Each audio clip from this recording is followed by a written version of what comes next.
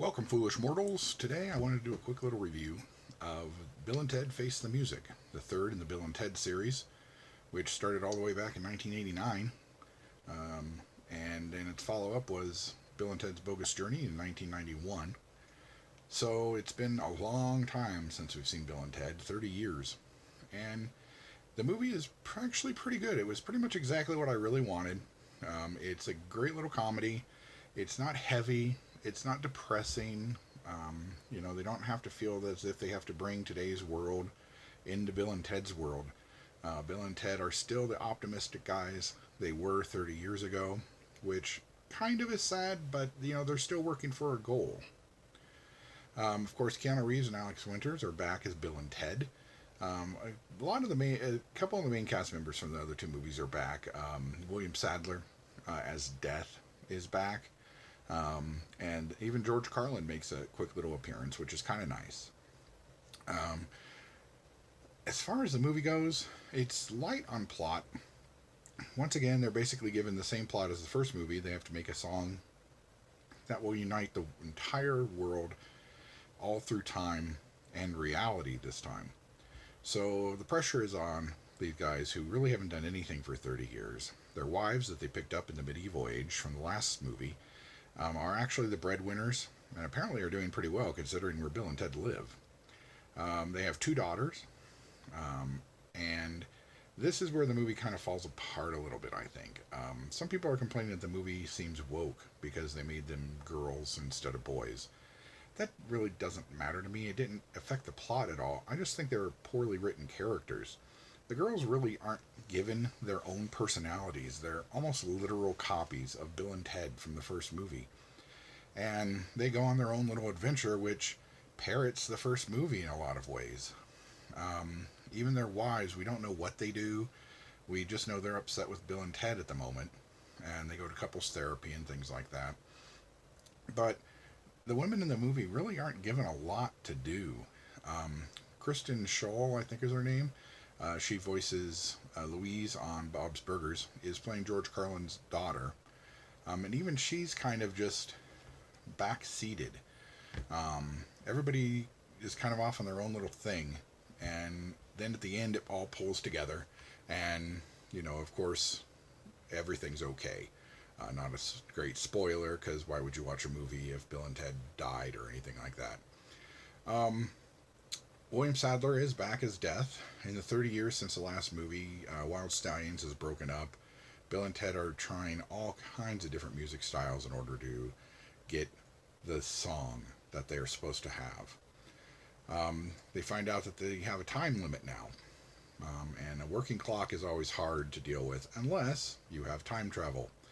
So the boys go back and forth trying to figure out where they can steal the song from instead of actually having to write it. And they run into future selves, which are jerks. And the girls go off on a separate adventure to find a backing band for Wild Stallions, which means going and finding people like Jimi Hendrix and Louis Armstrong. That would make an interesting movie. I'd watch Louis Anderson in a Back to the Bill and Ted movie. That'd be interesting. Anyway, but they were just kind of there, and it just kind of happens.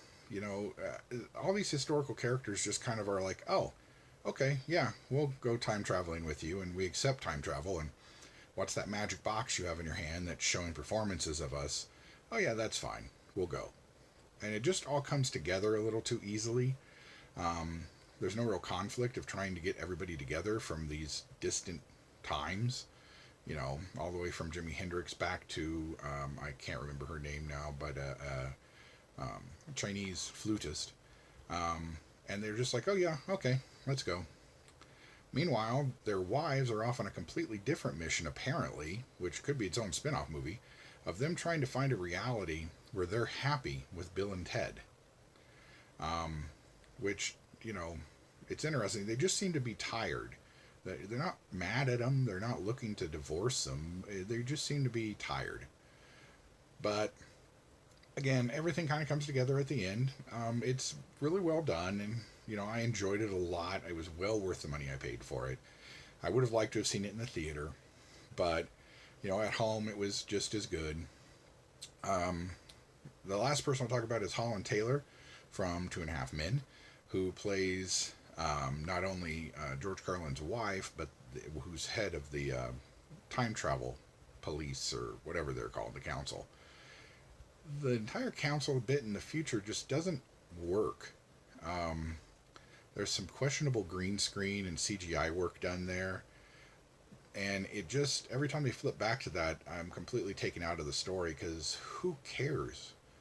Um, the future either happens or it doesn't. It's how the original Bill and Ted movies worked, but this time now they've brought in this whole you'll unravel all of reality thing, and that kind of I thought bogged the movie down a little bit. But anyway, I would definitely recommend seeing it. Um, if you have the ability to see it at the theater, I would. And if it comes back to the theater soon, I will go see it at the theater. But for now, I can watch it as many times as I want at home. And I have watched it a couple times already now. So, again, if you can, go see it. I'll give it, I'd say about 4 out of 5 stars. It was definitely a good flick. They could have worked on the script a little bit more and tinged some things. But Alex and Keanu are awesome. They did a great job. It's also kind of weird to watch that when you're watching the film that Keanu seems to have aged a little harder than Alex. But you know, Keanu's had a lot of harder times. So that's all I got for right now. I'll talk to you guys later.